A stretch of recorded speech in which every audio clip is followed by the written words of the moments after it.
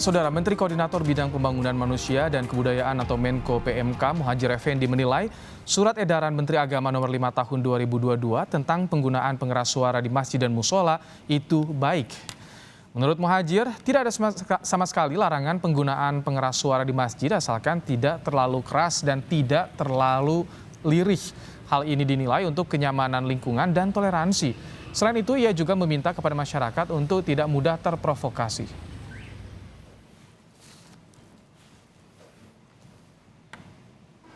Surat edaran Pak Menak itu bagus sekali. Jadi karena itu saya minta terutama pengurus-pengurus masjid, pengurus-pengurus musola, takmir untuk membaca dulu. Dibaca selengkapnya, dipahami apa maksudnya, apa tujuannya, ya. Jangan terpengaruh oleh berita-berita yang sepotong-potong, ya.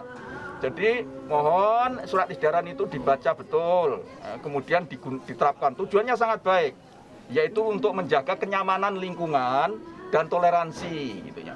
Sehingga apa tidak boleh memakai pengeras atau toa, boleh, tetapi yang proporsional, yang wajar-wajar. Jangan terlalu keras-keras, tapi juga jangan terlalu lirih. Polda Metro Jaya telah menerima laporan GP Ansor terhadap mantan Menpora Roy Suryo terkait pernyataannya yang dianggap membuat gaduh dengan memotong video Menteri Agama Yakut Khalil Qomas. GP Ansor memandang ada framing kalimat yang dipelintir di mana atensi Menteri Agama fokus pada aturan pemakaian pengeras suara masjid maksimal 100 desibel saja. Soal saling lapor Roy Suryo dengan GP Ansor, kita akan membahasnya. Sudah bergabung bersama kami Dendi Zuhairovinsa, Kepala Divisi Advokasi Litigasi dan Non-Litigasi LBH GP Ansor, dan juga Roy Suryo, pengamat multimedia telematika. Selamat sore Pak Dendi, Pak Roy. Sore Mas Ibrahim. Baik, Pak Dendi, jadi bagaimana laporannya? Sudah diterima kemarin malam? Alhamdulillah kemarin sudah diterima hari Jumat ya. Iya. Hari Jumat laporan kita sudah diterima, surat tanda terima laporan polisinya juga sudah ada, sudah banyak yang beredar. Itu Jakarta 25 Februari 2022 di SPKT Polda Metro Jaya. Dasar laporannya apa Pak Dendi? Dasar laporan kita adalah bahwa ada dugaan terlapor Saudara Suryo itu pencemaran nama baik, fitnah gitu ya, undang-undang ITE, terus ada undang-undang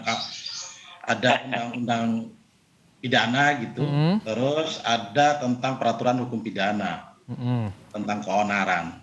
Baik, ini Pak, ini bagian mana Pak Dendi yang menurut Anda tadi ada pencemaran nama baik, undang-undang ITE, pelanggar, ada fitnah juga, ada pembuat keonaran, mana yang menurut Anda salah di situ? Bagian mana Pak Dendi? Iya, dugaan yang dilakukan oleh saudara terlapor ya, Saudara Roy Suryo itu adalah pertama dia ada dugaan ada pemotongan dalam tweetnya, dia hanya sepenggal, hanya bagian belakang, berarti kan dia nggak tahu teksnya, berarti kan nggak seutuhnya gitu. Kalau dia dari sempurna dari awal sampai akhir baru benar. Ini kan dia dari ujung aja. Baik. Apa itu kalau nggak dugaannya fitnah begitu? Baik, kita langsung Pak Roy, tanggapannya Pak Roy. Ya itu terserah versi pelapor ya. Jadi artinya adalah yang pertama pencemaran nama baik. Yang dicemarkan nama baiknya siapa? Ya, dan baca dulu aturan yang ada ya. Ini Polri juga lagi mengkaji. Artinya pencemaran nama baik itu yang lapor harus yang dicemarkan nama baiknya. Yang dicemarkan nama baiknya siapa? GP Ansor. Ya, orangnya siapa? Ya gitu, orangnya harus yang lapor apakah dia dicemarkan dengan apa tweet saya itu. Kemudian kalau mengaku sebagai masyarakat Indonesia, kan pelapor mengaku masyarakat Indonesia, ya berarti harus ada kuasa dari masyarakat Indonesia. Ya, yang kedua soal video, nggak apa-apa, silahkan dibuktikan. Saya bukan orang yang kemarin sore yang dalam hal video-videoan ini ya, harus ngerti teknik yang namanya editing itu seperti apa. Editing itu kalau memotong di depan atau memotong di belakang, di tengah-tengahnya tidak ada yang terpotong, apalagi tidak ada yang tidak ada yang di insert atau di dubbing. Itu iya dipotong nggak masalah. video panjangnya Anda tahu nggak berapa menit? Kan kalimatnya menjadi berbeda, Pak Suryo. Enggak, kalimatnya tidak ada yang berbeda. Kalimatnya sama persis, kecuali kalimatnya ditambah. Sebentar, Anda tadi bicara saya nggak potong loh. Baik, ya. silakan. Anda malah memotong. Silakan Pak Roy. Pak Anda Dendi malah tahan memotong. sebentar. Nanti kami kasih kesempatan. Silakan Pak Roy. Namanya proses editing, ya itu kalau hanya dipotong di depan, dipotong di belakang untuk memendekkan. Durasi panjangnya aslinya. Saya tahu durasi panjang aslinya misalnya yang dari Kompas TV itu 3 menit 33 detik itu durasi panjangnya ya yang dari A. Nah, ini kita ada yang sudah beredar di sosial media itu banyak versinya. Ada yang versi 2 menit karena panjangnya di Twitter tuh biasanya hanya 2 menit 2 detik, 2 menit 20 detik. Ada yang versi 1 menit, ada yang versi 30 detik, ada yang versi 22 detik. Nah, jadi orang Indonesia itu biasa dengarkan yang pendek. Intinya mana lah kalau di depan atau di belakang nggak. Tapi ini yang penting apa? Tidak ada yang dipotong kalimatnya di tengah-tengah, apalagi di insert. Jadi kalau hanya dipotong di depan, dipotong di belakang, highlightnya ada di situ. Baik. Ya itu tidak dipotong namanya. Itu Baik. adalah highlight. Soal ya, legal standing dan juga soal ini adalah bagian dari editing. Pak Roy, yang juga menjadi pertanyaan, Anda sendiri kemarin melaporkan ini, apa alasannya Pak Roy? Ya, saya sebenarnya adalah membantu teman-teman dari KPI ya, dari Kongres Pemuda Indonesia yang melaporkan Saudara Menteri Agama karena memang statement pernyataannya itu kemudian sudah menimbulkan kegaduhan. Sebelum saya men-tweet itu sudah gaduh. Di media massa seperti Tribun, kemudian di Detik, itu statement-statementnya ada. Videonya juga sudah viral di mana-mana. Jauh sebelum saya men-tweet itu sudah viral. Nah, saya selaku ahli yang kemudian melaporkan itu karena itu ada videonya. Itu saja. Nah, jadi karena kemudian itu dijawab lokus deliktinya bukan di Jakarta, ya udah, nggak apa-apa. Kita sih hormati kepolisian, kita hormat pada polisian dan alhamdulillah juga sudah banyak juga yang melaporkan yang bersangkutan ya di Pekanbaru dan sebagainya. Clear ya. Yang dilaporkan adalah Saudara Menteri Agama, pelapornya adalah masyarakat. Itu clear. Ya, kalau yang pencemaran nama baik, baca skep 3 menteri, baca skep Kapolri, seharusnya adalah yang melaporkan itu adalah yang terlapor. Baik, kita tanyakan langsung Pak Roy ya. Mencemarkan nama baik ya. Silakan. Pak Dendi, nah tadi legal standing Anda diragukan Pak Dendi. Tanggapannya Pak Dendi? Gini, saya mau tanya nih sama Saudara Roy nih yang kami laporkan nih, terlapor dari kami nih. Dia ini kan bukan ahli hukum, bukan ahli bahasa, bukan ahli agama. Tahu-tahu melihat video karena dia bisa edit dan lain-lain, dia terus mau melaporkan atas dasar penistaan agama. Nah, saya mau tanya, sebelumnya sudah konsultasi belum sama ahli hukum? Ahli hukumnya ada. Saya memang bukan ahli hukum, ahli agama. Saya ahli telematika. Bukan, saya tanya ketika melaporkan itu sudah berbicara belum dengan ahli hukumnya? Ada ahli hukum di situ, ada Pak Pitra Romadoni, itu yang melaporkan. Itu ya? Iya. Masa ahli hukum aja dengan adanya ahli hukum nggak ngerti bahwa lokus deliktinya kenapa harus lapor di Polda Metro Jaya? Dari situ ada kasus jelas ya, bahwa apa yang dibikin itu sudah tidak jelas. Kalau saya bicara legal standing dengan saya jelas laporan saya diterima. Laporan saya diterima. Itu masalahnya itu hanya untuk mahasiswa hukum yang baru saja udah ngerti mana soal lokus delikti kalau kita mau lapor pidana. Nggak usah ngajarin saya soal hukum. Kalau soal editing bolehlah Saudara Suryo yang melakukan ya kan. Tapi kalau soal hukum udah sama saya karena laporannya saja kalau sudah benar, kalau kita ini ya, kalau saya sebagai lawyer nih sebagai advokat gitu. Saya mau melaporkan lihat dulu lokus deliktinya di mana, unsurnya masuk apa enggak, perkiraan unsur masuk apa enggak. Soal nanti akan bisa menjadi tersangka, terdakwa dan kemudian ditahan di proses di pengadilan, itu urusan berikutnya. Itu kita semua sudah siap kalau memang betul ada ahli hukum di belakangnya. Ada ahli agama enggak? Benar nggak masuk unsurnya penistaan agama? Pak Roy, silakan Pak Roy, tanggapi Pak Roy. Oke, baik. Kasus yang sama, ya, jurisprudensinya sudah ada. Dulu ada seorang ustadz namanya Bahar bin Smith. Itu juga melakukan cuitannya atau katakanlah suaranya itu di lokasi lain, di kota lain. Dilaporkannya di mana? Di Polda Metro Jaya. Dan Polda Metro Jaya menerima itu dan kemudian Polda Metro Jaya bahkan yang melakukan penangkapan terhadap yang bersangkutan. Jadi hal semacam ini sebenarnya biasa. Enggak, Polri dilimpahkan ke bisa Jawa Barat. menerima di mana saja. Salah itu. Dilimpahkan ke Jawa Barat itu Pak Sebentar, Roy. jangan dipotong dulu. Saya tidak memotong Anda loh ya. Gitu. Jadi soal memotong ini Nah, siapa saya yang itu motong kan? klarifikasi karena menurut saya itu Ya. nggak benar. Jadi artinya sekarang tinggal nggak apa-apa, silakan saja. Polda Metro Jaya sekarang sudah menerima nggak apa-apa. Kita tunggu saja ya, artinya prosesnya dan tinggal saja nanti bisa terbukti atau tidak. Itu saja. Iya. Pak Roy, Clear saya aja. ingin tanya Pak Roy, tahan dulu Pak Dendi. Pak Roy, soal konteks penistaan agama, di titik mana ini Anda yang laporkan, Pak Roy?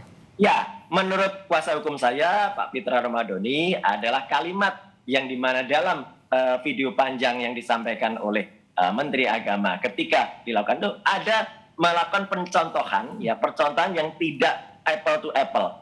Antara yang dicontohkan adalah ketika disampaikan ada suara-suara loudspeaker yang kemudian ada minoritas dan kemudian ada apa namanya di depan, belakang, kanan, kiri. Antara suara-suara dari masjid, ya suara-suara dari musola, ya meskipun tidak disebutkan, ya tidak ada kata-kata azan memang tidak ada. Tetapi sebelumnya dikatakan sehari 5 waktu. Ya, dan itu dalam satu rangkaian. Bahkan kalau lengkapnya ada sekarang. Lengkapnya ada kata-kata sehari 5 waktu. Itu pun dalam yang saya tweet memang tidak ada karena itu ada di depan agak panjang. Sekarang kalau dilihat semua, makanya tweet berikutnya saya tampilkan utuh 2 menit 20 detik mulai dari yang sehari 5 waktu tadi itu ada ya sampai dengan kata-kata maaf, gonggongan anjing. Baik. Itu ada ya, kemudian sampai dengan suara-suara dari musola dan masjid. Pak Roy, clear. Ini kan Menteri Agama, turunan Kiai juga, mana mungkin ada apakah Anda melihat, mana mungkin ada dugaan ke arah sana untuk menistakan agama, Pak Roy, kalau Anda lihat? Ya, itu saya tidak bisa menilai seseorang, ya, bukan kapasitas saya. Saya hanya menyampaikan ada rekamannya dan rekamannya tidak ada insert, tidak ada dubbing di tengah-tengahnya, ya. Ada bagian dari rekaman itu yang asli, artinya yang asli itu apa? Asli itu genuine, ya. Bedakan pengertian antara asli dan utuh dan lengkap, ya. Ini ilmunya ini clear sekali, ya. Asli, utuh, lengkap itu clear sekali. Jadi disitulah kemudian kalau rekaman itu dipotong kemudian diinsert di tengah-tengahnya salah. Pak Ya, Dendi, makanya contohnya pun ya Mas Iben, saya tidak menggunakan rekaman yang sudah ditambah-tambahi di TikTok, ada yang sudah ditambah-tambahi caption kalimat-kalimat nggak ada hubungan, nggak ada. Bahkan saya minta tanggapan Pak Dendi ya dengan captionnya. Pak Roy, saya minta tanggapan Pak Dendi. Pak Dendi, ada yang melihat dari pernyataan Pak Menak katanya ada dugaan penodaan agama. Kalau Anda lihat seperti apa, Pak Dendi? Lah, ini kan jadi semuanya di luar konteks gitu ya. Nggak ada yang sesuai. Bicara dengan melaporkan ternyata salah tempat. Bicara ahli hukum ini bicara unsurnya ada pidana penistaan agama yang dikonsulkan adalah ada penistaan agamanya atau enggak adalah ahli hukum. Harusnya sama ahli agama dong. Ada enggak? Itu aja sudah enggak tepat. Nah, ini luar konteksnya. Kalau kita bicara tadi dibilang bahwa ada suara menggonggong itu dibilang bahwa bagian dari pidana gitu ya kan. Karena itu kan menyamakan, mana ada. Itu konteksnya itu adalah suara. Lagi-lagi bukan soal azan, ini soal suara. Suara-suara yang bising itu banyak. Ini di tempat saya ini nanti ada suara burung. Karena tetangga saya pelihara burung. Ya namanya suara itu siapa aja. Bisa suara anjing, bisa suara burung, bisa suara pesawat lewat depan rumah saya. Karena saya lebih dekat sama Halim 5 bulan. Gitu. Jadi sebetulnya apa yang harus kita cerna soal pernyataan Pak Menteri Agama, Pak Dendi? Itu bahwa surat edaran Menteri Agama itu mengatur speaker, mengatur suara-suara gitu loh, mengatur speaker. Jadi kalau mau syiar Islam ya silakan syiar Islam, mau syiar agama ya silakan syiar agama karena itu bagian dari syiar agama, tapi diatur agar tidak mengganggu orang lain gitu. Kalau dalam agama itu kita ini ngaji, saya nggak tahu. Kita ini ngaji ya, bahwa misalnya Al-Quran itu kalau kita ngaji terus ada orang yang lagi tidur, orang tidurnya terganggu, dalam kitab yang saya baca ketika saya di pesantren, itu kita yang berdosa yang ngaji itu, karena membuat orang tidur itu terganggu, itu nggak boleh ngaji. Makanya speaker diatur sudah benar. Itu banyak juga kitabnya, di Idarul Fatawi Al-Misri juga ada. Yang begitu-begitu harus diatur oleh siapa? Oleh waliul amri. Oleh pemimpin. Waliul amrinya itu siapa? Bisa menteri agama. Kalau di Arab Saudi namanya menteri wakaf.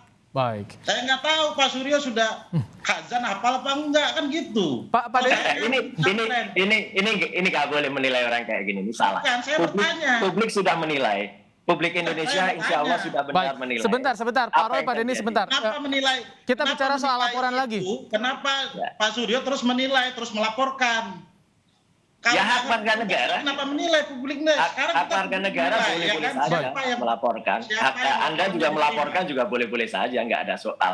Warga negara sekarang yang melaporkan Menteri Agama juga hak Pak Roy, warga tahan dulu. negara kan. Pak Dendi, jadi soal laporan dugaan ada Roy Suryo penyebaran kebencian, ada fitnah, ini di bagian mana yang menurut Anda itu masuk dalam dugaan itu, Pak Dendi? Loh, runutannya kan kelihatan, Mas, gitu. Runutnya kan kelihatan. Dari awal ini dia jelas nggak mengerti soal hukum, ya kan? Ketika nggak ngerti soal hukum kok mau melaporkan. Terus tentang agama juga nggak ngerti, bukan pemuka agama, terus dia laporkan juga. Unsurnya banyak dugaan kita ya. Unsurnya banyak, ada unsur fitnah, ada unsur pencemaran nama baik. Ini dugaan. Nggak bisa, bentar dulu dong, saya mau ngomong. Ada unsur dugaan, ada unsur fitnah, ada unsur membuat kegaduhan, keributan antar individu dan kelompok, begitu. Di bagian tweetnya itu ya, atau apa? Iya, penggalan dalam tweetnya itu, ngambil di posisi paling belakang, dan itu salah lagi nih dari konteks. Loh, kita ada semua. Loh iya, yang paling belakang itu ada juga. Yang paling belakang itu kalimat ini di tengah-tengah. Baik, coba kita dengar.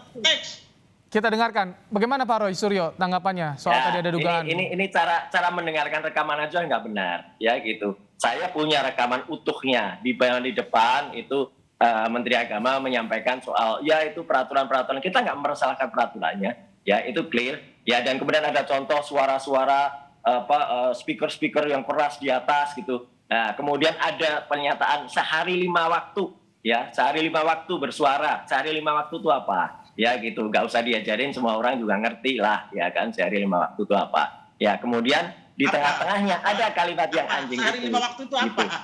Nah sehari 5 waktu itu azan mas, gitu. Anda masa nggak ngerti? Berarti sehari 5 waktu itu sholat. Lah iya. Sehari 5 waktu itu sholat. Sholatnya itu diawali, panggilan sholat adalah azan oleh seorang muazin. Gitu loh. Jadi hal kayak gitu kok ngajari. Jadi kita semua ngerti. Bahkan Pak Menteri sendiri mengatakan, saya muslim loh gitu, jadi harus mengatakan begitu. Di bagian ujung, di bagian belakangnya, baru dia mengatakan, oh ini ada contoh yang lain itu truk. Nah kan kalau truk nggak ada hubungannya, oke, nggak usah. Ya kemudian karena terlalu panjang juga, Twitter kan juga tidak mungkin memuat yang panjang-panjang. Dalam penelitian, dalam riset orang membaca Twitter itu biasanya dia hanya membaca sekitar 30 detik suaranya atau 20 detik. Itu saja yang dia. Pak Roy, tapi yang disampaikan Menteri Agama tidak ada yang menyebutkan secara eksplisit itu tadi azan itu, Pak Roy.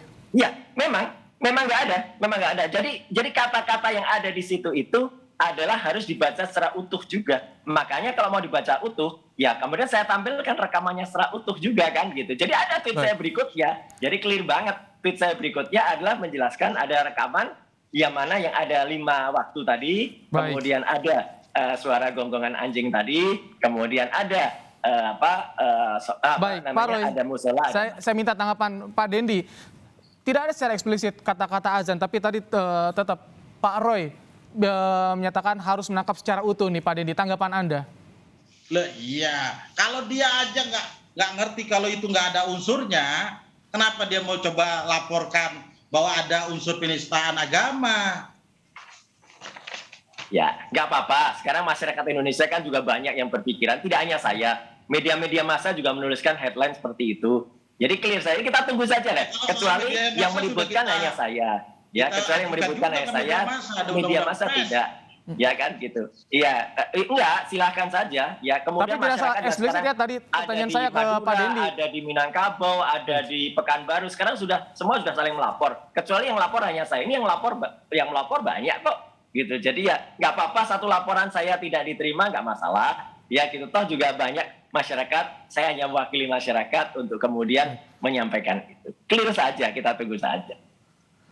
Baik, Artinya kita akan tunggu juga nanti bagaimana proses pelaporan karena memang sudah dilaporkan dari GP Ansor juga. Pak Roy, Iya, kita silakan. tunggu nanti kelanjutan prosesnya seperti apa yang akan Anda tempuh bersama dengan rekan-rekan. Tapi yang jelas kita semua tidak boleh mudah terprovokasi. Mas, Terima kasih. Baik, silakan Pak Dendi. Ya, selamat sore. Terima kasih. Apa yang kami laporkan ini akan terus kami lakukan. Siapapun yang menuduh yang tanpa dasar akan kami laporkan. Baik, Pak Dendi Zohairil Vinsa, terima kasih dari LBH GP Ansor. Pak Roy Suryo juga pengamat multimedia, telematika, terima kasih telah bergabung bersama kami dalam program Kompas Petang. Sehat selalu Bapak-Bapak.